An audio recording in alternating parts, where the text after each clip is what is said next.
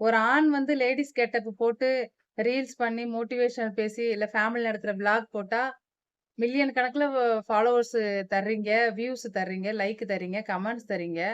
ஒரு பெண் வந்து உங்களுக்காக பேசுனா, ஒரு சப்ஸ்கிரைப் பண்ண யோசிக்கிறீங்க, ஃபாலோ பண்ண யோசிக்கிறீங்க, ஒரு லைக் பண்ண யோசிக்கிறீங்க. ஒரு பெண்ண அப்படி இப்படின்னு தரக்குறைவா பேசுறீங்க. ஒரு பெண்ண எவ்ளோ பேச முடியும்? என்னென்ன வார்த்தை? அவ அங்கங்கள், மார்பு, அடிவயிறு, பிறப்புறுப்பு, பின்னாடி பட்டெக்ஸு இதெல்லாம் வச்சு நெறைய பேரு, நெறைய பட்டம், நெறைய வார்த்தைகள் சொல்லி பேசுறீங்க.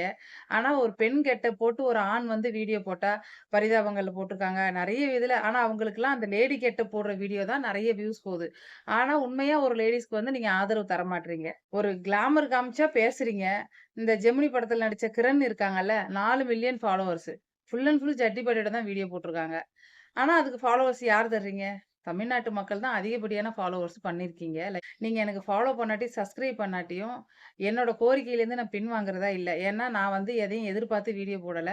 அது என் மனசாட்சிக்கு தெரியும். ஆதரவு குடுக்காதும் குடுக்காது உங்க விஷயம். இந்த மரப்பூசி போட்டு தான் தையல் போடணுங்கிறது என்னுடைய கோரிக்கை. செவிலியர்கள் பிரசவத்துக்கு வர பெண்கள அடிக்கக்கூடாதுங்கிறது என்னோட கோரிக்கை. கெட்ட வார்த்தை பேசக்கூடாதுங்கிறது என்னோட கோரிக்கை.